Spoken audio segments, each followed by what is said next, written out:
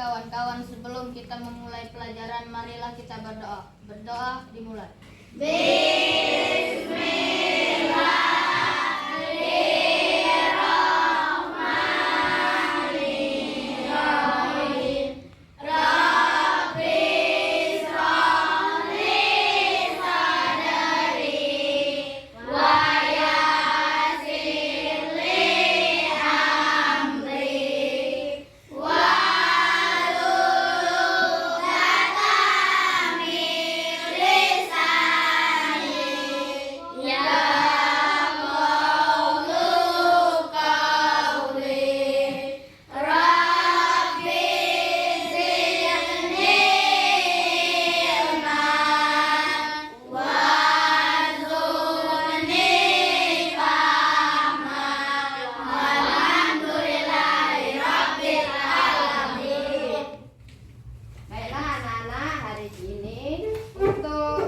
Semangatnya, marilah kita tepuk semangat dulu, ya. Ayo, tepuk semangat.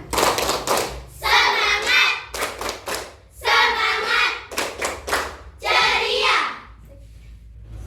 Baik, bagaimana kabarnya hari ini? Alhamdulillah, luar biasa. Allahu Akbar.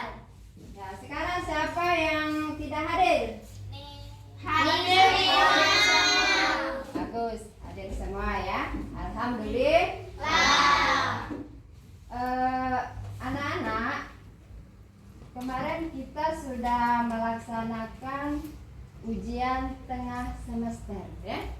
Nah, ini alhamdulillah nilainya semuanya. Coba, Adel, berapa nilainya, Del? 80. Bagus sekali. Ya, yang lain bagus-bagus semua? 100. Ada yang 100? Ya? Ya, bagus. Ada yang 100 ya. Nah, itu adalah ikhtiar dan doa kita sesuai dengan pelajaran kita. Kemarin kita belajar kodo Dan kodar. ya. Jadi kodo dan kodar itu adalah ketetapan Allah yang kodo adalah ketetapan Allah yang kita yakini sejak zaman azali. Sedangkan kodar itu ketetapan Allah yang bisa dirubah dan diyakini dengan ikhtiar beserta doa. Ya, anak-anak, sebelum kita lanjutkan pelajaran kita koda dan kodar, marilah kita lihat dulu ya. Untuk hari ini anak-anak kita akan belajar tentang kodo dan kodar menurut para ahli. Dan untuk itu ibu mengharapkan kalian bisa menjelaskan pertama mengetahui makna kodo dan kodar menurut para ahli. Yang kedua menjelaskan contoh-contoh kodo dan kodar menurut para ahli. Ya. Untuk lebih jelasnya, ibu akan jelaskan sedikit sebelum kita nanti mengadakan diskusi dan mengadakan hostes ya. Ibu akan jelaskan sedikit tentang kodo dan kodar menurut para ahli. Yang pertama menurut Asy'ariyah, ya, yaitu ketetapan Allah sejak zaman asali, ya, atau sejak zaman kita sebelum dilahirkan. Sedangkan kodo yaitu kita ingin mengetahui apa yang kita yakini tersebut melalui ikhtiar, doa, dan usaha kita, ya. Sedang yang kedua itu kodo dan kodar menurut ya. Sedangkan menurut Qadariyah dan Mu'tazilah, pada aspeknya pemikiran atau perbuatan kita itu mutlak dari Allah Subhanahu wa taala. Yakni bahwa manusia mempunyai kebebasan untuk memilih dan menentukan perbuatan manusia itu masing-masing. Nah, sedangkan menurut Qadar dan Qadar, menurut Jabariyah itu sebaliknya. Kita ini seperti wayang, ya, seperti wayang yang dikendalikan oleh dalangnya. Jadi kita ini tidak punya kekuatan atau tidak punya usaha, ya, untuk menentukan apa kejadian-kejadian apa yang akan terjadi pada diri kita. Itu menurut Jabariyah. Ya, untuk lebih jelasnya anak-anak sekarang bentuk kelompok, ya. Kita akan mengadakan diskusi tentang materi kita hari ini, yaitu pengertian Qadar dan Qadar menurut para ahli. Silakan nak, bentuk kelompoknya. Kelompok 1, 2, 3.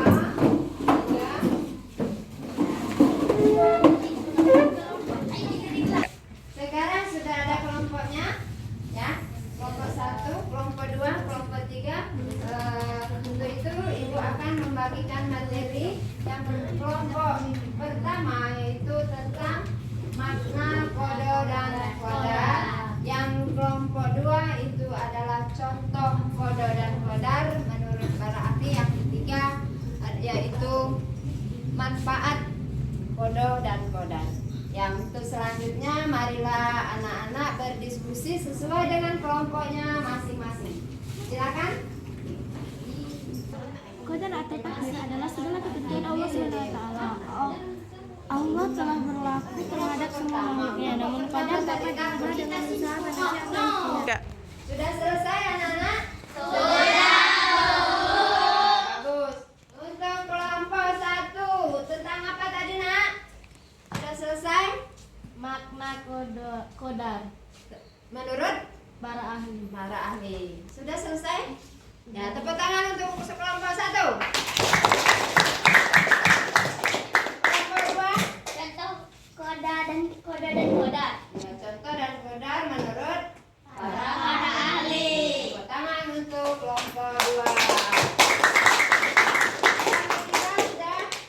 Hikmah qadar dan qadar menurut para ahli. Hikmah Qadar dan Qadar menurut para ahli. Sekarang tepuk tangan untuk kelompok 3.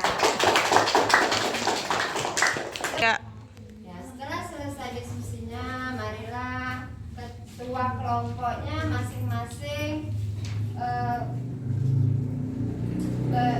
maju ke depan untuk mendiskusikan hasil diskusi sesuai dengan materi yang telah ibu bagikan tadi. Silakan ketua kelompoknya maju ke depan.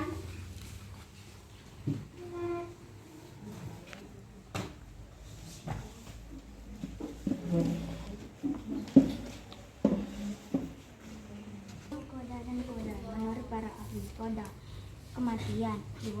Matahari terbit dari timur dan tenggelam dari barat. Atau satu kesimpulan akan menjadi ulama. Atau Ya, setelah selesai berdiskusi, silakan kembali ke kelompoknya masing-masing dan diskusikan kepada kelompoknya masing-masing hasil diskusi anak-anak yang telah didiskusikan tadi. Silakan.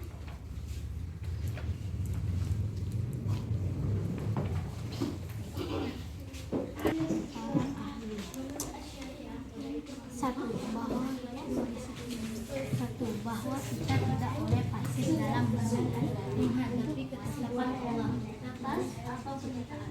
Sedangkan qadar adalah Ya, setelah selesai diskusi tadi, siapa yang akan membacakan hasil diskusinya? Ayo, kelompok 1. Deta, silakan Deta.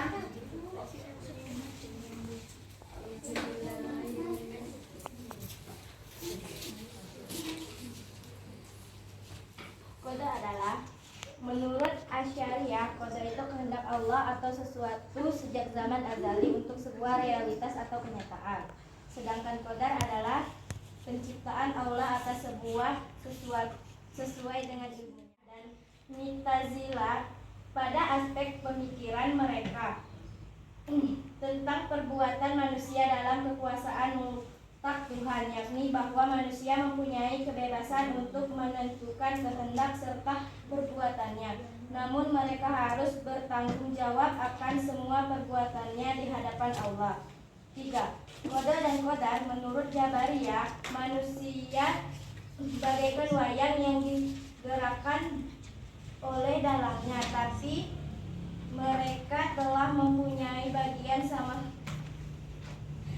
mereka tidak mempunyai bagian sama sekali dalam mewujudkan perbuatannya. Ya, terima kasih kepada kelompok 1. Sekarang kita beri tepuk tangan kepada kelompok 1.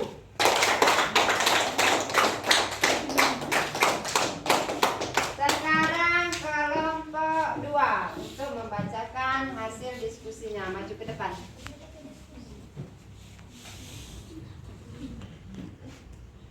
Contoh qada dan qadar menurut para ahli. 1. Kematian. 2. Matahari terbit dari timur dan tenggelam dari barat, atau si fulan akan menjadi ulama atau ilmuwan, sedangkan qadar penciptaan ilmu pada si fulan tersebut. Ya, sekarang bagus untuk kelompok 2. Sekarang tepuk tangan untuk kelompok 2.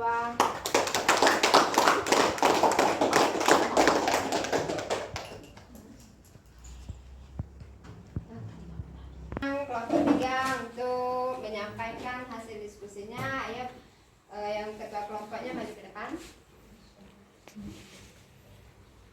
Hikmah qada dan qadar menurut beberapa ahli dapat kita simpulkan. 1. Bahwa kita tidak boleh pasif dalam menghadapi ketetapan Allah. Kita harus selalu berusaha berikhtiar dan berdoa. 2. Selalu memiliki keyakinan dan percaya diri terhadap ketentuan Allah. 3. Kita harus selalu giat dan disiplin dalam bekerja dan belajar. Ya, sekarang tepuk tangan untuk kelompok 3.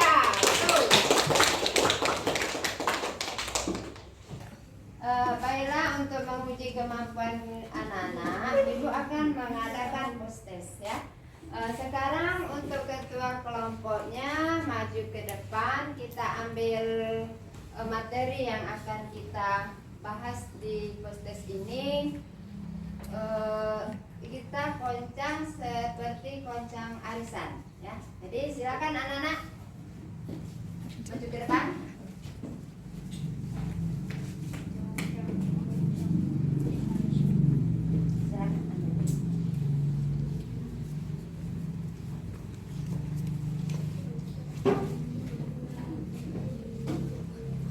Baca. Sudah. Kelompok 1 silakan. Kelompok 1 dapat amplop nomor berapa? Nomor 2, Bu. Ya, silakan maju ke depan untuk mengambil soalnya. Nah, silakan. Kelompok 2 dapat amplop nomor berapa? 3. Ya, silakan ambil soal di amplop nomor 3. Kelompok 3 Nomor 1. ya, silakan ambil soalnya di amplop nomor 1.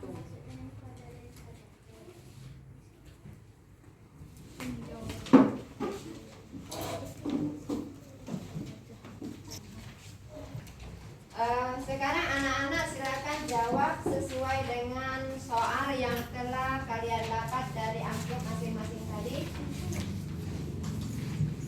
Sudah selesai anak-anak? Sudah, Bu. Sekarang untuk kelompok 1 silakan kembalikan di amplop yang sesuai dengan soal yang dia ambil tadi.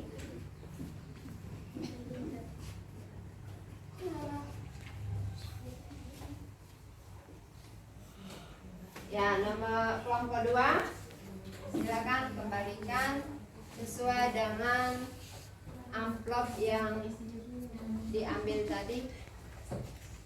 Kelompok 3, silakan jawabannya dikembalikan ke amplop jawaban yang telah diambil tadi.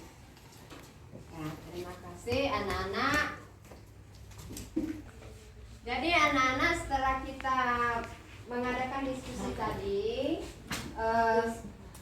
tentang pengertian kode dan kodar menurut beberapa ahli. Jadi siapa yang tahu? Coba menurut siapa tadi? Coba kelompok 1 Asyariah. Ya, pertama menurut Asy'ariyah. Bagus. Untuk kelompok 1. Yang kedua? Qadariyah dan Mu'tazilah. Ya, koda dan kodar menurut Qadariyah dan Mu'tazilah. Bagus. Yang ketiga Qadariyah. Jabariyah. Ya, yang ketiga koda dan kodar menurut Jabariyah. Bagus sekali. Sekarang anak-anak sudah mengerti? Sudah, Bu.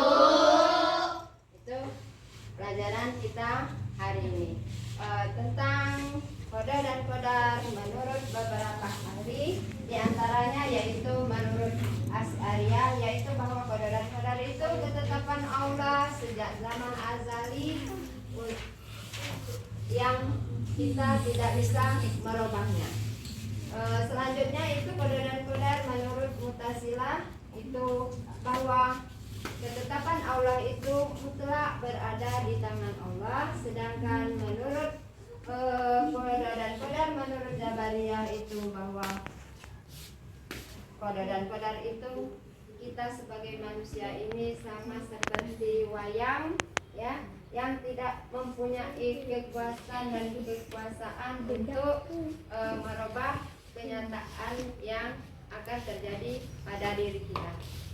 Jadi demikianlah pelajaran kita hari ini. Demikianlah pelajaran kita hari ini tentang koda dan kodar menurut para ahli. Ya, bagaimana perasaannya anak-anak pada pembelajaran kita hari ini? Seru dan menyenangkan, ya. Alhamdulillah. Kita akan bertemu lagi pada pelajaran selanjutnya, yaitu tentang senangnya berakhlak terpuji. Demikianlah pelajaran kita hari ini. Ibu ucapkan terima kasih atas perhatiannya, ya. Billahi taufik wal hidayah. Wassalamualaikum warahmatullahi wabarakatuh. Sekarang kita tepuk semangat dulu. Ayo, tepuk semangat.